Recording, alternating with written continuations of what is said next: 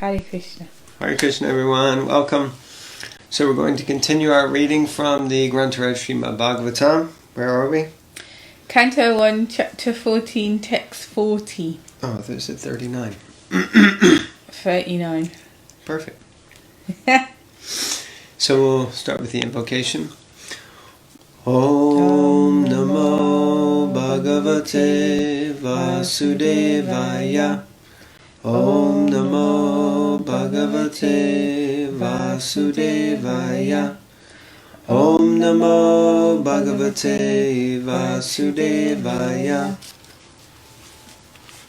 Okay, text 39. My brother Arjuna, please tell me whether your health is all right. You appear to have lost your bodily luster. Is this due to others disrespecting and neglecting you because of your long stay at Dwarka? Purport.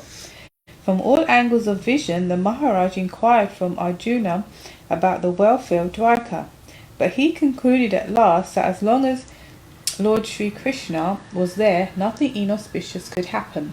But at the same time, Arjuna appeared to be bereft of his bodily luster, and thus the king inquired of his personal welfare and asked so many vital questions. Text 40. Has someone addressed you with unfriendly words or threatened you? Could you not give charity to one who asked? Or could you not keep your promise to someone? Purport. A kshatriya or a rich man is sometimes visited by persons who are in need of money. When they are asked for a donation, it is the duty of the possessor of wealth to give in charity in consideration of the person, place, and time. If a kshatriya or a rich man fails to comply with this obligation, he must be very sorry for this discrepancy. Similarly, one should not fail to keep his promise to give in charity. These discrepancies are sometimes causes of despondency, and thus failing, a person becomes subjected to criticism, which might also be the cause of Arjuna's plight. Text 41. You are always the protector of the deserving living beings, such as brahmanas, children, cows, women, and the diseased. Could you not give them protection when they approached you for shelter? Purport. The brahmanas, who are always engaged in researching knowledge for the society's welfare work, both materially and spiritually, deserve the protection of the king in all respects. Similarly, the children of the state, the cow, the diseased person, the woman, and the old man specifically require the protection of the state or a kshatriya king. If such living beings do not get protection by the kshatriya or the royal order or by the state, it is certainly shameful for the kshatriya or the state. If such things had actually happened to Arjuna, Maharaj Yudhishthira was anxious to know about these discrepancies. Text 42. Excuse me. Have you contacted a woman of impeachable character? Or have you not properly treated a deserving woman? Or have you been defeated on the way by someone who is inferior or equal to you? Purport. It appears from this verse that during the time of the Pandavas, free contact between man and woman was allowed in certain conditions only. The higher caste men, namely the brahmanas and kshatriyas, could accept a woman of the Vaishya or Shudra community, but a man from the lower caste could not contact a woman of the higher caste. Even a kshatriya could not contact a woman of the brahmana caste. The wife of a brahmana is considered one of the 7 mothers, namely one's own mother, the wife of the spiritual master or teacher, the wife of a brahmana, the wife of a king, the cow, the nurse, and the earth. Such contact between man and woman was known as Uttama and Adama. Contact of a brahmana with a kshatriya woman is Uttama, but the contact of a kshatriya with a brahmin woman is Adama, and therefore condemned. A woman approaching a man for contact should never be refused. But at the same time, the discretion as above mentioned may also be considered. Bhima was approached by Hidimbi, from a community lower than the Shudras, and Yayati refused to marry the daughter of Shukracharya because of Shukracharya's being a Brahmana. Vyasadeva, a Brahmana, was called to beget Pandu and Dhritarashtra. Satyavati belonged to a family of fishermen, but Parashara, a great Brahmana, begot in her Vyasadeva. So there are many examples of contacts with women, but in all cases the contacts were not abominable, nor were the results of such contacts bad. Contact between man and woman is natural, but that also must be carried out under regulative principles, so that social consecration may not be disturbed or unwanted, worthless population be increased for the unrest of the world. I'm going to read that again. Contact between man and woman is natural, but that also must be carried out under regulative principles, so that social consecration may not be disturbed, or unwanted worthless population be increased for the unrest of the world. It is abominable for a Kshatriya to be defeated by one who is inferior in strength or equal in strength. If one is defeated at all, he should be defeated by some superior power. Arjuna was defeated by Bhishmadev, and Lord Krishna saved him from the danger. This was not an insult for Arjuna, because Bhishmadev was far superior to Arjuna in all ways, namely age, respect, and strength. But Karna was equal to Arjuna, and therefore Arjuna was in crisis when fighting with Karna. It was felt by Arjuna, and therefore Karna was killed even by crooked means. Such are the engagements of the Kshatriyas, and Maharaj Yudhishthira inquired from his brother whether anything undesirable happened on the way home from Dwarka. Text 43. Have you not taken care of old men and boys who deserve to dine with you? Have you left them and taken your meals alone? Have you committed some unpardonable mistake which is considered to be abominable? Purport.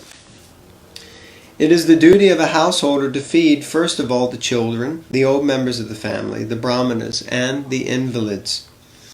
Besides that, an ideal householder is required to call for any unknown hungry man to come and dine before he himself goes to take his meals. He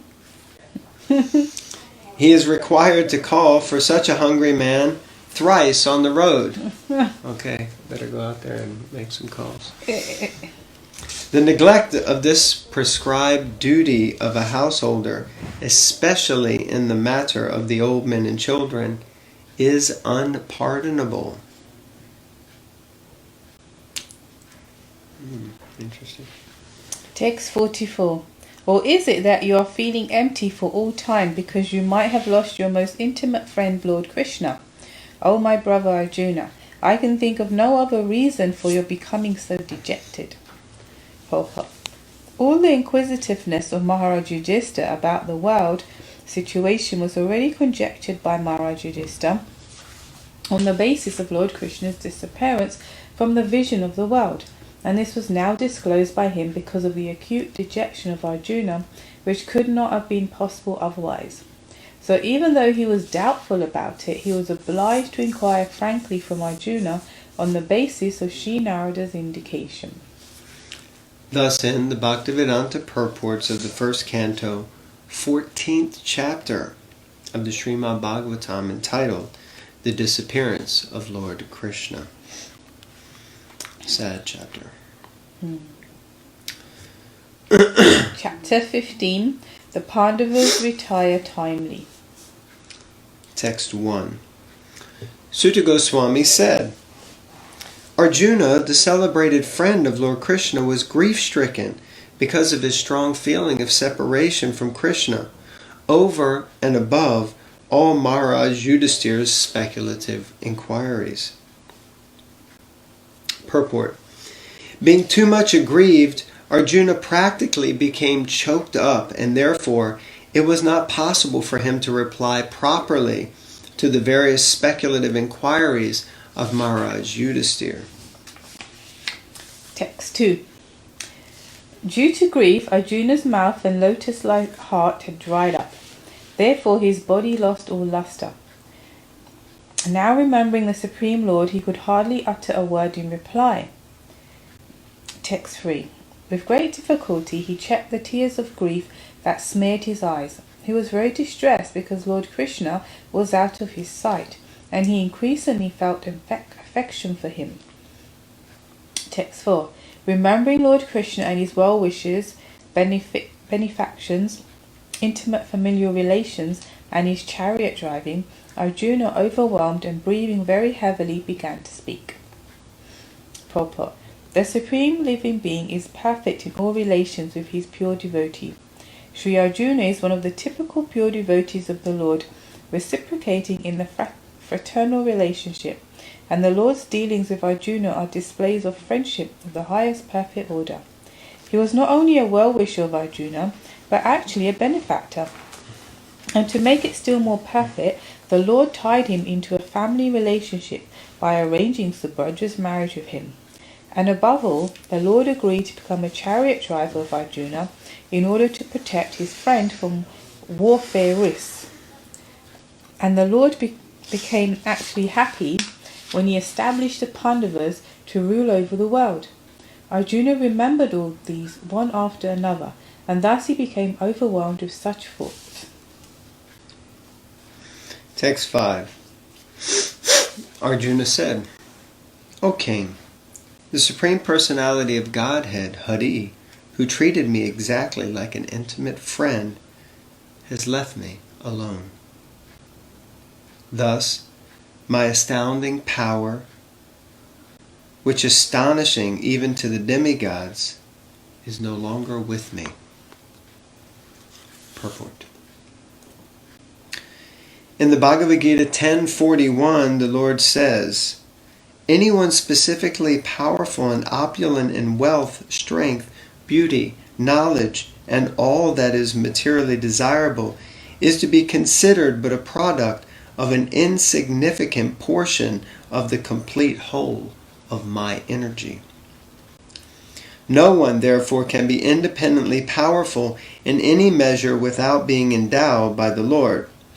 When the Lord descends to the earth along with his eternal ever-liberated associates, he not only displays the divine energy possessed by himself, but also empowers his associate devotees with the required energy to execute his mission of incarnation.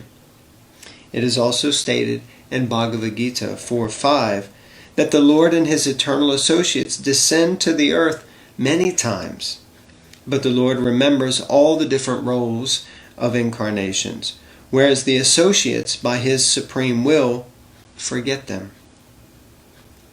Similarly, the Lord takes away with him all his associates when he disappears from the earth. The power and energy which were bestowed upon Arjuna were required for fulfillment of the mission of the Lord. But when his mission was fulfilled, the emergency powers were withdrawn from Arjuna, because the astounding powers of Arjuna, which were astonishing even to the denizens of heaven, were no longer required, and they were not meant for going back home, back to Godhead. Excuse me. If endowment of powers and withdrawal of powers by the Lord are possible, even for a great devotee like Arjuna, or even the demigods in heaven, then what to speak of ordinary living beings, who are but figs compared to such great souls? The lesson is, therefore, that no one should be puffed up for his powers borrowed from the Lord. The same man should rather feel obliged to the Lord for such benefactions, and must utilize such power for the service of the Lord. Such power can be withdrawn at any time by the Lord. So the best use of such power and opulence is to engage them in the service of the Lord. Text 6. I have just lost him whose separation for a moment would render all the universes unfavourable and void, like bodies without life. Purport. Factually, for a living being, there is no one dearer than the Lord. The Lord expands himself by innumerable parts and parcels as Swamsa and Vibhinamsa. Paramatma is the Swamsa part of the Lord, whereas the Vibhinamsa parts are the living beings. As the living being is the important factor in the material world, for without the living being the material body has no value, similarly without Paramatma the living being has no status quo. Similarly, Brahman or Paramatma has no locus standi without the Supreme Lord Krishna. This is thoroughly explained in the Bhagavad Gita. They are all interlinked with one another, or interdependent factors. Thus, in the ultimate issue, the Lord is the Sanam Banam, and therefore the vital principle of everything. Locus standi. Locus standi means the right or capacity to bring an action or to appear in court. Interesting. So it says that without Paramatma, the living being has no status quo. Similarly, Brahman or Paramatma has no locus standi without the Supreme Lord Krishna. So it has no right to appear. It doesn't have any foundation. The foundation is based on Bhagavan, Krishna, the person. Yeah. So text 7. Only by his merciful strength was I able to vanquish all the lusty princes assembled at the palace of King Drupad for the selection of the bridegroom. With my bow and arrow I could pierce the fish target and thereby gain the hand of Draupadi. Purport. Draupadi was the most beautiful daughter of King Drupad, and when she was a young girl, almost all the princes desired her hand. But Drupad Maharaj decided to hand over his daughter to Arjuna only, and therefore contrived a peculiar way. There was a fish hanging on the inner roof of the house under the protection of a wheel. The condition was that out of the princely order one must be able to pierce the fish's eyes through the wheel of protection, and no one would be allowed to look up at the target. Excuse me. On the ground there was a water pot in which the target and the wheel were reflected, and one had to fix his aim towards the target by looking at the trembling water in the pot. That's the cover of the Spiritual Warrior book, isn't it? Mm-hmm.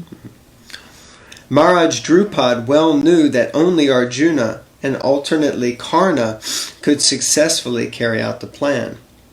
But still he wanted to hand his daughter to Arjuna. And in the assembly of the princely order, when Dristajumna, the brother of Draupadi, introduced all the princes to his grown-up sister, Karna was also present in the game. But Draupadi tactfully avoided Karna as the rival of Arjuna, and she expressed her desires through her brother Dristajumna that she was unable to accept anyone who was less than a Kshatriya.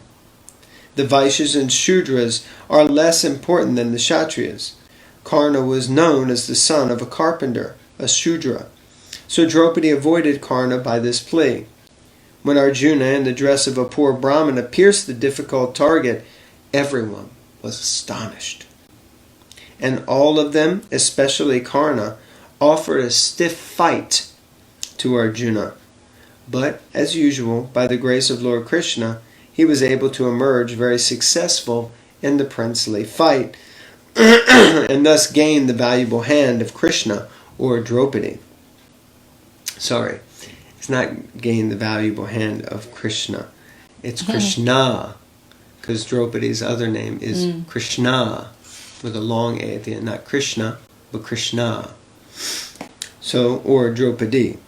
Arjuna was lamentingly remembering the incident in the absence of the Lord, by whose strength only he was so powerful. So he's basically giving all credit to Krishna. Very powerful. Text 8.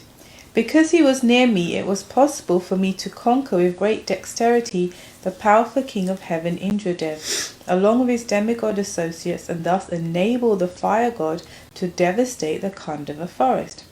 And only by his grace was the demon named Maya saved from the blazing Khandava forest. And thus we could build our assembly house of wonderful architectural workmanship, where all the princes assembled during the performance of Rajasuya Yagya and paid you tributes. Purport. The demon Maya Danava was an inhabitant of the forest Khandava, and when the Khandava forest was set on fire, he asked protection from Arjuna. Arjuna saved his life, and as a result of this, the demon felt obliged. He reciprocated by building a wonderful assembly house for the Pandavas, which attracted the extraordinary attention of all state princes.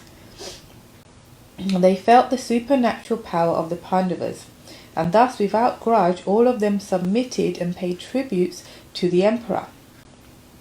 The demons possess wonderful and supernatural powers to create material wonders, but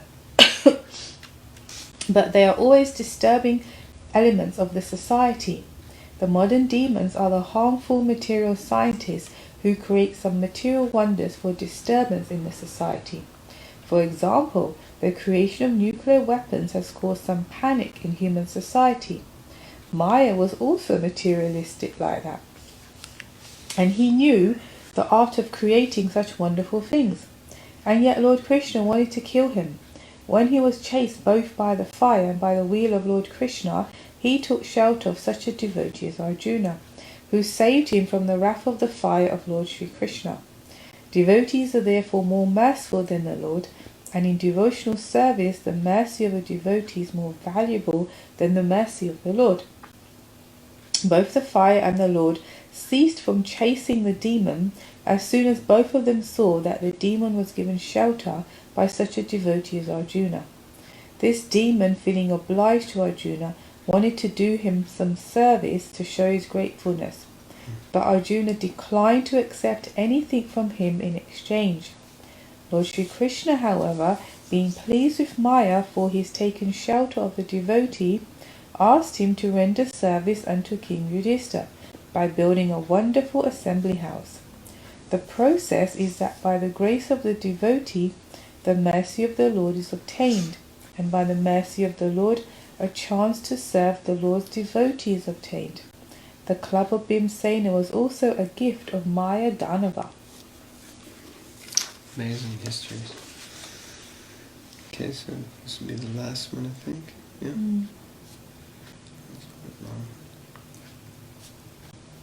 Text number 9. Your respectable younger brother, who possesses the strength of 10,000 elephants, killed by his grace Jarasandha, whose feet were worshipped by many kings. These kings had been brought for sacrifice in Jarasandha's Mahabhairava Yagya, but they were thus released. Later they paid tribute to your majesty. Purport. Jarasandha was a very powerful king of Magadha. The history of his birth and activities also very interesting. His father, King Brihadrata, who was also a very prosperous and powerful king of Magadha. But he had no son, although he married 2 daughters of the king of Kashi. Being disappointed in not getting a son from either of the 2 queens, the king, along with his wives, left home to live in the forest for austerities. But in the forest he was benedicted by one great rishi to have a son, and he gave him 1 mango to be eaten by the queens. The queens did so and were very soon pregnant. The king was very happy to see the queens bearing children, but when the ripe time approached, the queens delivered 1 child in 2 parts, one from each of the queens' wombs. The 2 parts were thrown in the forest, where a great she-demon used to live, and she was glad to have some delicate flesh and blood from the newly born child. Out of curiosity she joined the 2 parts, and the child became complete and regained life. The she-demon was known as Jara, and being compassionate on the childless king, she went to the king and presented him with the nice child. The king was very pleased with the she-demon and wanted to reward her according to her desire. The she-demon expressed her desire that the child be named after her, and thus the child was surnamed Jarasandha, or one who was joined by Jara, the she-demon. One who was joined by Jara, the she-demon. In fact, this Jarasandha was born as one of the parts and parcels of the demon Viprachiti. The saint by whose benedictions the queens bore the child was called Chandrakoshika, who foretold of the child before his father, Brihadrata. Since he possessed demoniac qualities from birth, naturally he became a great devotee of Lord Shiva, who is the lord of all ghostly and demoniac men. Ravan was a great devotee of Lord Shiva, and so also was King Jarasan. He used to sacrifice all arrested kings before Lord Mahabhairava, Shiva, and by his military power he defeated many small kings and arrested them to butcher before Mahabhairava. There are many devotees of Lord Mahabhairava or Kalabhairava in the province of Bihar, formerly called Magadha. Jarasandha was a relative of Kamsa, the maternal uncle of Krishna, and therefore after Kamsa's death, King Jarasandha became a great enemy of Krishna. And there were many fights between Jarasandha and Krishna. Lord Krishna wanted to kill him, but he also wanted that those who served as military men for Jarasandha might not be killed. Therefore a plan was adopted to kill him. Krishna, Bhima and Arjuna together went to Jarasandha in the dress of poor brahmanas and begged charity from King Jarasandha. Jarasandha never refused charity to any brahmana, and he performed many sacrifices also. Yet he was not on a par with devotional service. Lord Krishna, Bhima and Arjuna asked Jarasandha for the facility of fighting him, and it was settled that Jarasandha would fight with Bhima only. So all of them were both guests and combatants of Jarasandha, and Bhima and Jarasandha fought every day for several days. Bhima became disappointed, but Krishna gave him hints about Jarasandha's being joined together as an infant, and thus Bhima desiccated him again and so killed him. All the kings who were detained in the concentration camp to be killed before Mahabhairava were thus released by Bhima. Feeling thus obliged to the Pandavas, they paid tribute to King Yudhishthira. Interesting. So many other Bhagavatam stories and the purports. It's just like little windows to other pastimes in the Bhagavatam. Okay, so we'll finish there and I'll come back again to read on another day. Thank you very much. Radharaj Srimad Bhagavatam Ki. Jai. Srila Prabhupada Ki. Jai.